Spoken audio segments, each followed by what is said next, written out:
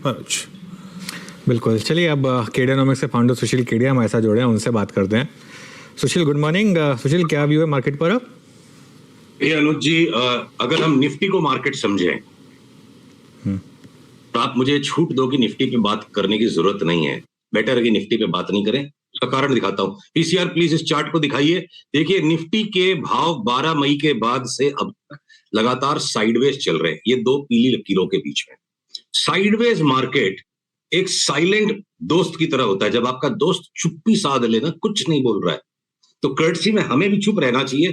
पहले दोस्त को बोलने दो, फिर हम बोलेंगे। हम अकेले बोलते जाए, दोस्त नहीं बोल रहा है, बाजार बोल नहीं रहा है।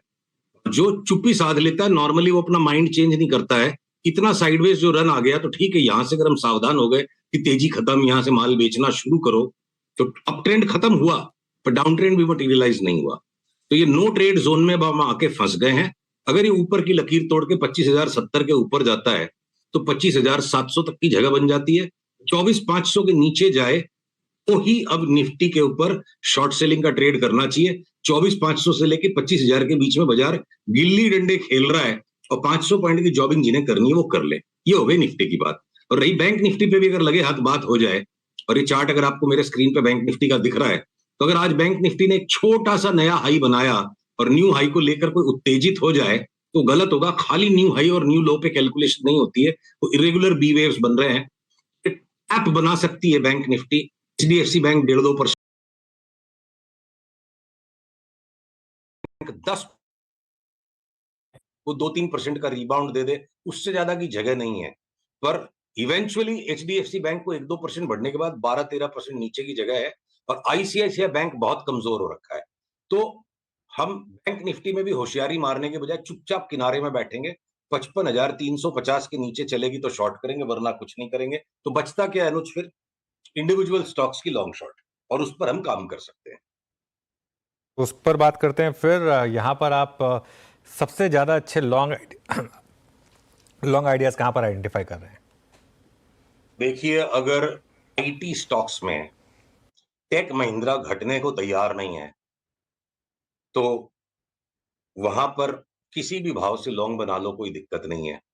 और अगर इन्फोसिस, टीसीएस और विप्रो को कोई 2-3-4% से ज्यादा घटने का मूड नहीं है, तो जब भी कोई ओवरऑल मार्केट में शेकआउट आएगा, तो हम आईटी के लार्ज कैप स्टॉक्स में तेजी बनाने की सोचेंगे। 3 महीने 6 महीने के इंटरवल पर बी एम्फेसिस, बीएफएल, एलटीएस, एलटीआईएम, हम इनको लेंगे। आईटी में सिर्फ एक स्टॉक ऐसा है जो एक अपवाद हो सकता है, जिसको हो सकता है हम शॉर्ट करें, कि जो कोफोर्ज की चार्ट अभी ऐसी है कि शायद वो शॉर्ट किया जा सके, बाकी नहीं।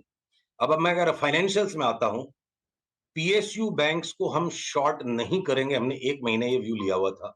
अब उसके अंदर में से कुछ बैंक्स, पीएसयू बैंक्स के भी ऐसे आ गए हैं, चाहे वो बैंक ऑफ इंडिया है, इंडियन बैंक है, जहां एक बार 25-30-40% का कनेक्शन घट सकता है।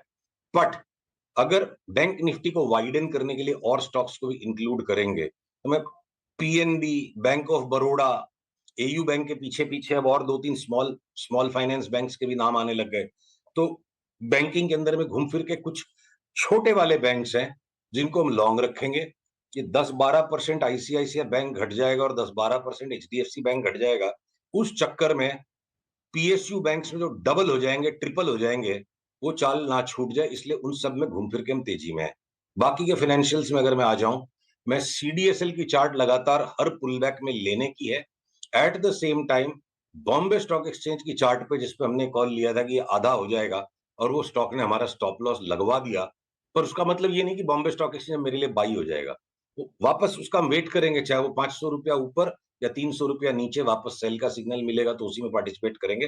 तो एक्सचेंजेस के सौदे में एक सीडीएसएल ऐसा है कि अगर आप मेरे को पूछोगे ऐसा कोई स्टॉक बताओ जो कुछ भी हो जाए बाजार में नहीं बेचने का है, तो सीडीएसएल है। अब अ, बाकी के तेजी के स्टॉक्स में देखिए, हीरो मोटोकॉर्प, बजाज ऑटो, ये 5% भी नीचे घट जाएंगे तो कोई ट्रेडिंग करने के स्टॉक्स, इनको हमें पकड़ के बैठना है। हमें लगता है अगले 6 महीने में दोनों स्टॉक डबल हो सकते हैं। तो ये 5-7-8-10 स्टॉक्स को आप यू मान लो आज की तारीख में, तो लार्ज वाले स्टॉक्स हैं। दुनिया भर के बाकी छोटे बी ग्रुप के बहुत सारे स्टॉक्स हैं, जिनको कि आप ट्रेडिंग नहीं करोगे, पकड़ के बैठ जाओगे। जैसे तत्व चिंतन है, फार्मा रिलेटेड स्टॉक, जिसमें एक बड़ा बाई पैटर्न आ गया कि 2-3 गुना इसका भाव हो जाएगा, तो 5-10% घट भी जाएगा तो उसको लेने का ही है।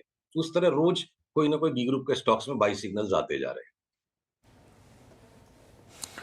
और सेल सिग्नल कहां पर आ रहे हैं सुशील जी इस समय? ये एक ज्यादा महत्वपूर्ण प्रश्न है और ये सेल सिग्नल ही जो है ना कंफ्यूज कर रहा है। अब देखिए अडानी में कल जो खबर आ गई और जिसका उन्होंने खंडन भी कर दिया, काफी स्पष्ट खंडन किया है। खबरों को छोड़ दो, आप एक बार इस चार्ट को दिखाओ, पीसीआर से मेरा अनुरोध है। देखो अडानी पोर्ट्स की इस चार्ट को आप प्लीज मेरे स्क्रीन पे देखो। ये दो लेटेस्ट ये जो लेटेस्ट येलो लाइंस है, इनमें जो पैटर्न कैप्चर्ड है, ये एक फ्लैग पैटर्न है। फ्लैग पैटर्न करेक्शन कर रहा है इस फॉल का, जो यहाँ 1600 से शुरू हुआ। 1600 से 1000 रुपया गया और 1450 हो गया। और इरिस्पेक्टिव ऑफ ये न्यूज, आज जो इसमें जो ब्रेकडाउन बना था, वो वापस ठीक एक बार उसके ऊपर जुड़ गया। आज का लो अगर टूट जाता है विद और विदाउट एनी न्यूज, तो इसमें 1000 रुपए की सेलिंग, 1000 रुपए तक की सेलिंग हो सकती है। सेम तरीके से अडानी इंटरप्राइजेस की भी चार्ट है। पर मैं अडानी ग्रुप के अंदर में देखूं कि एनडीटीवी, एसीसी, अंबुजा सीमेंट, वो 5% का भी डिप आए तो लेने के स्टॉक्स हैं। तो विद इन एक सिंगल सेक्टर भी इंडिविजुअल स्टॉक्स की रोटेशन है।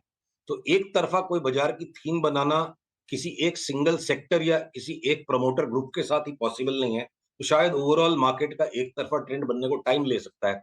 अब मैं स्टील के स्टॉक्स में अगर जघन्य सेल पैटर्न बन रहे हैं, मेरी बात पे हो सकता है कुछ लोगों को क्रोध भी आ जाए, पर क्रोध आने से कुछ होगा नहीं। जो बाजार है जी, ये पास्ट में भी इस तरह के काम हो चुके हैं, इस तरह के भाव बन चुके हैं। टाटा स्टील का भाव 2 डिजिट में आ जाए और उसके बाद फिर इसका भाव 200 रुपया हो जाए, 2 डिजिट दिखा के 160 वाले का 2 डिजिट हो जाए, 2 डिजिट का मतलब 100 के नीचे जाए और उसके बाद फिर दोबारा 200 हो जाए, उस तरह की चार्ट है। अगर आप्ला पोलो यहाँ से 40-50% घट जाए और जिंदल के भी सारे स्टील के नाम, ये steel authority of India limited भी लगता है कि एक बार वापस 90 रुपया हो जाए, भले उसके बाद हमारे को 250 रुपया लगता है, पर फिलहाल तो स्टील के स्टॉक्स में बेच के ही कमाने का मौका है। तो चाहे वो स्टील हो, चाहे वो बेस मेटल्स हो, नॉन फेरस मेटल्स, तो एक बार मेटल्स में शॉर्ट सेलिंग करने का फिलहाल इस वक्त बाजार है। Even if Nifty, bank Nifty महीने भर से साइडवेज रेंज में है, रोटेशंस में इस वक्त मेटल्स को शॉर्ट करने के सिग्नल्स है। ओके, कोई डार्क हॉर्स, कोई एक स्टॉक अगर जिस पे दाम लगाया जाए? ऐसा करना नहीं चाहिए अनुज, क्योंकि फिर मुश्किल हो जाती है कोई एक ही सिंगल स्टॉक को पकड़ा जाए तो। पर वैसे बहुत सारे डार्क हॉर्सेस हैं, मतलब अलग अलग टाइम होराइजन पर आपके। मैं यही कहूंगा सिंपल सरल थ्योरी में कि आप घटने पर पीएसयू बैंक्स को डार्क हॉर्स बनाइए।